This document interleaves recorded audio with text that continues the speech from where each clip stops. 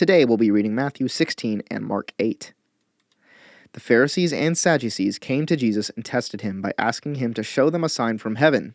He replied, "When evening comes, you say, 'It will be fair weather, for the sky is red,' and in the morning, 'Today it will be stormy, for the sky is red and overcast.' You know how to interpret the appearance of the sky, but you cannot interpret the signs of the times. A wicked and adulterous generation looks for a sign, but none will be given it except the sign of Jonah." Jesus then left them, and went away. When they went across the lake, the disciples forgot to take bread. "Be careful," Jesus said to them. "Be on your guard against the yeast of the Pharisees and Sadducees." They discussed this among themselves and said, "It is because we didn't bring any bread." Aware of their discussion, Jesus asked, "You have little faith. Why are you talking among yourselves about having no bread? Do you still not understand? Don't you remember the 5 loaves for the 5,000, and how many basketfuls you gathered? Or the 7 loaves for the 4,000, and how many basketfuls you gathered? How is it you don't understand that I was not talking to you about bread? But be on your guard against the yeast of the Pharisees and Sadducees." Then they understood that he was not telling them to guard against the yeast used in bread, but against the teaching of the Pharisees and Sadducees. When Jesus came to the region of Caesarea Philippi, he asked his disciples, "Who do people say the Son of Man is?"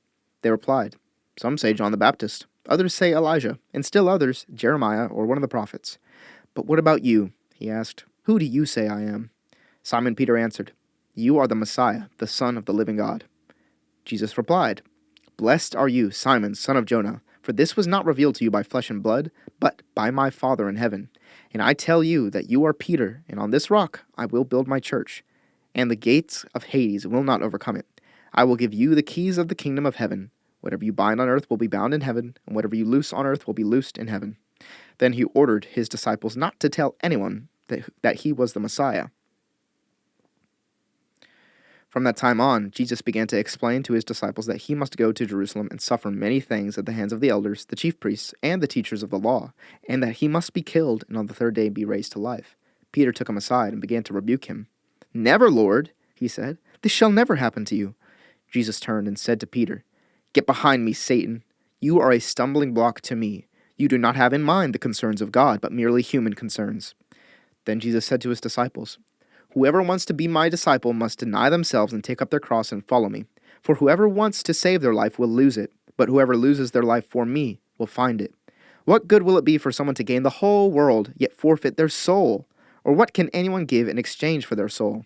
For the Son of Man is going to come in his Father's glory with his angels, and then he will reward each person according to what they have done. Truly I tell you, some who are standing here will not taste death before they see the Son of Man coming in his kingdom." And now Mark 8.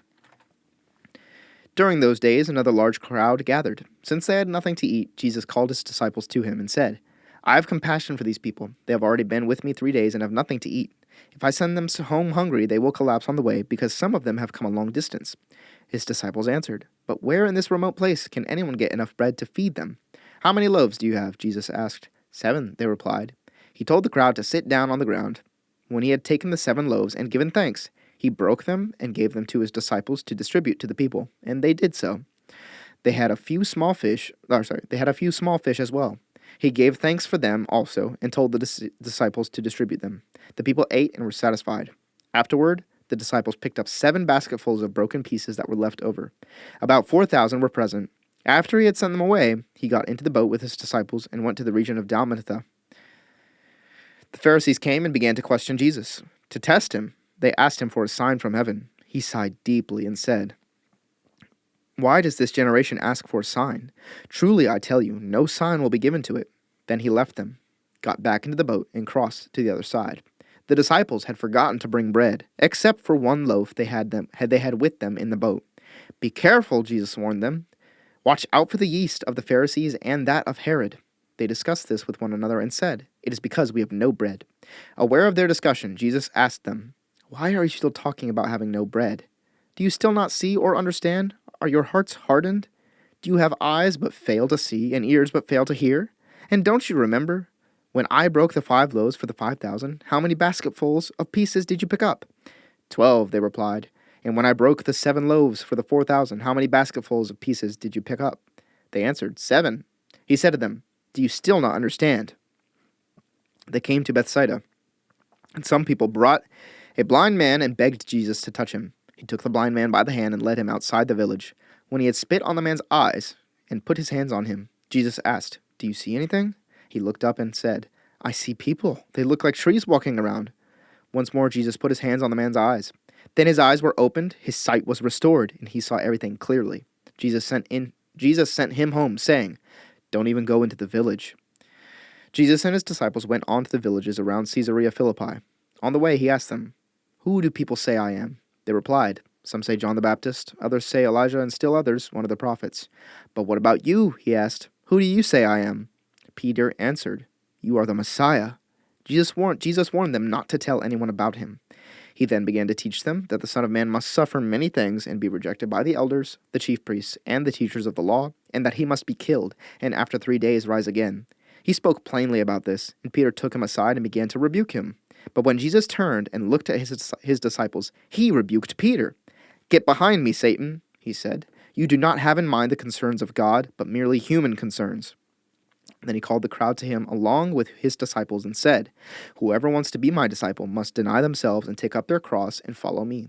For whoever wants to save their life will lose it, but whoever loses their life for me and for the gospel will not save it.